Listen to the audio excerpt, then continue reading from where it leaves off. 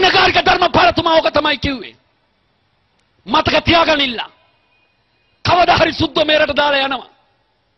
උන් යන්නේ උන්ගේ දරුවෝ වගේ කළු සුද්ධෝ 20000 බෝ කළාට පස්සේ. ඊට පස්සේ මේ රට පාලනය කරන්නේ මේ කළු සුද්ධෝ.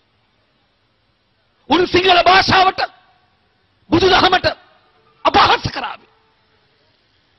සිංහලයක් දෙමළක් මරක්කලයක් හම්බයක් කොච්චියක් එකයි කියාවි. උන් කියාවි මේ රට උන් ඔක්කොටම අයිති කියලා. එහෙම කියලා උන් ඉංග්‍රීසියෙම රජ කරාවි. පන්සල් වටේ පල්ලි කෝවිල් සදාවි. උඹලා වෙනුවෙන් දියසේන කුමාරයෙක් ඉපදෙනකල් බලාගෙන ඉන්නවා. ඉපදෙන්නේ දියසේන කුමාරයලා තිබිරිගෙයිදිම මරා දමන්න මේ කළු සුද්දන්ට පුළුවන් බව මතක තියාගෙන ඉන්න. එදාට අපේ හාමුදුරුවන්ට උන් ඉනාබෙත් දෙනවා. උඹලගේ කොල්ලෝ කෙල්ලන්ට වෙන්නේ ඇටි කෙහෙල් කාපු රිලව් වගේ නියෝ ඉන්න. ඇත්ත නේද?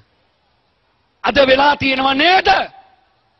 මගේ සිංහලුනේ හිතාපල්ලා හදවත් වලින්. හිතාපල්ලා හදවත් වලින්. අපි නිහඬයි.